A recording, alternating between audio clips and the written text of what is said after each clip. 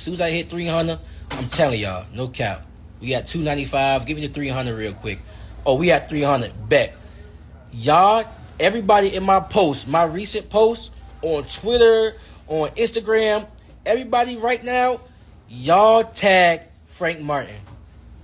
We gotta run that. We gotta run that. No disrespect, bro. Like, let's fight, bro. The fans want to see it. It'll be a hell of a fight. It can be our own main event fight.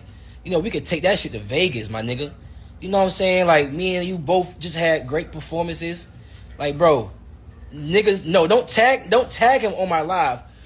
Go on my post and tag Frank Martin. Like, let's just build this shit up, bro. Like, the time is now, my nigga. It's no point of us just keep waiting and prolonging and all that shit. The time is now, bro. Let's fight, bro. Like, for real. Let's get the fans what they want. James Turner for the untouchable True School Sports. Let's go, baby. Bow. Be careful what you wish for because it can become a reality. Yeah. The Untouchable True School Sports Empire proudly presents something the boxing game's missing. Hey, what's going on? It's your boy BT, and I came here to talk some boxing with the thousands of True School Sports subscribers. All right, so I wanted to sound off on this whole Keyshawn Davis thing. You know, recently, you know, the businessman, he went ahead and he called out the ghost, Frank Martin, and obviously these guys got some history. They had a little back and forth now about a year ago or so, something like that, maybe within the last year or so. And I think it's a real interesting fight. Really and truthfully, I think it's a real interesting fight. You know, Keyshawn Davis is 11 fights deep into his professional career. He's coming off of a win against the tough Mexican Miguel Madueño. He's beaten Jose Pedraza quite easily. He may be only an 11-fight pro, but if we're keeping it honest, Keyshawn Davis has the experience level, the amateur pedigree, the talent, the gym experience, the confidence. He has a lot of ingredients that I really believe to fight at the world title level by his 15th fight. And he's he's at that point now where I think, okay, now you've shown you could beat guys in the top 30, the ex-world champions, the faded ex-world champions, those kind of guys. Now it's time to step up to the guys in the top 15, the guys in the top 20, guys in the top 10. And I think this would be a perfect step up for Keyshawn Davis. You know, Frank Martin, you know, he's a credible contender. You know, he's coming off of a devastating knockout loss to Gervonta Davis. He's an explosive southpaw, can move really well, can box pretty good. He's a Derrick James fighter, which means he's got that good, solid, fundamental base. I like this fight a lot because I think for both guys, if it were to happen next, you know, number one, for Keyshawn Davis, this is the quintessential step-up fight. A win here solidifies him as a legit top 10 lightweight. It's not just hype no more. It's not just going off of amateur exploits, amateur credentials. It's now like a real thing. You know, Frank Martin has just fought Gervonta Davis. He's been at a high level. So by beating him, you're now at a higher level, right? And I think that this kind of win puts him on a fast track towards becoming a world champion. Now, for Frank Martin, you know, he got knocked out in pretty devastating fashion. He's going to be on highlight reels for a long time. Credit to him for stepping in the ring with Tank. I got nothing bad to say about Frank Martin. He's a stand-up guy. He's a very likable person, good fighter. I like watching him fight. But for him, this would be the perfect time to, you know, take a young prospect's and potentially, you know, put himself even back into a bigger fight quicker, right? So this fight makes a lot of sense to me. Stylistically speaking, starting with Frank Martin, we know that Frank Martin is an explosive fighter. He's an explosive puncher.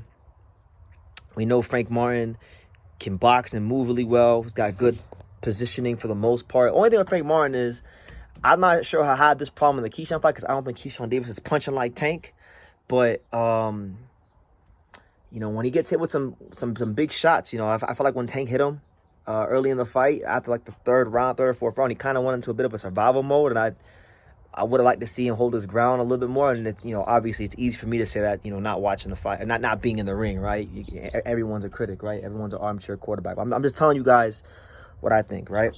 But Keyshawn Davis, I think, wouldn't necessarily bring the same challenges that Gervonta did. Keyshawn, I think, is more of the kind of fighter that he needs to put his punches together. He don't got that one-hitter quitter, but he's very, very fluid, and he's a very, very good combination puncher. He's very good at putting these things together. So if Frank is to get hit with 3, 4, 5 punches in a row, then he's in trouble. But I think Frank has the athleticism, the legs to not get tattooed like that by Keyshawn Davis. So it's a really good fight. You know, Keyshawn Davis has a really good blend of fundamentals, speed, counter punching. He's got a certain swagger about him, a certain confidence, you know.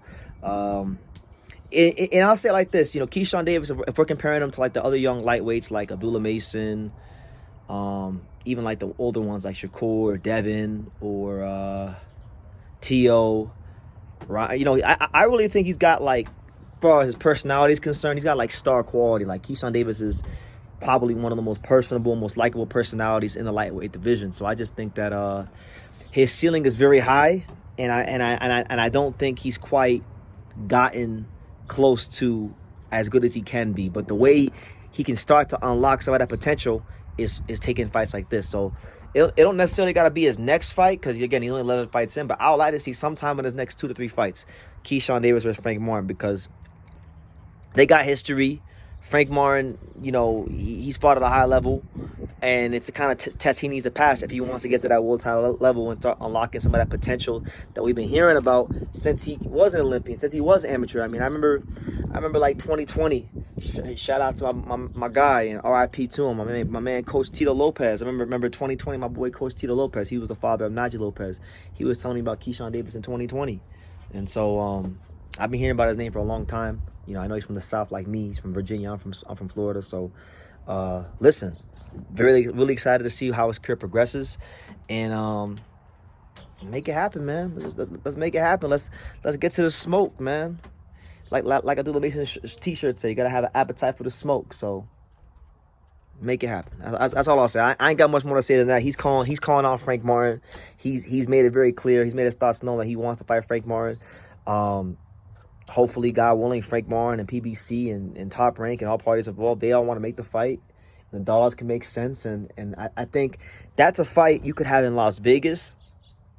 Not necessarily at a big venue. Like I don't think that's not a Mandalay Bay or MGM fight, but that's a fight that, you know, that fight would do good numbers at the Cosmopolitan, you know, Park MGM, you know, the smaller venues, and it'd be a good atmosphere, and I think the buildup would be great, and I think, you know, it's a fight that has value. So that being said, let me know what you guys think. How do you guys see Keyshawn Davis versus Frank Martin? You know, the explosive southpaw who can move, who does got good hand positioning, versus the versatile, aggressive counterpunch with the deep amateur pedigree in Keyshawn Davis. Let me know in the comments down below. Make sure you guys take the time to subscribe. And like I say in every single one of these videos, you can love me or you can hate me, but I'm just a kid from Daniel. So until next time, take care, guys. Thank you for watching another video on the untouchable True School Sports Empire. I'm at the Boxing Hall of Fame out here in Canterbury, New York. And for more great boxing content just like this video, make sure you click and subscribe right over here.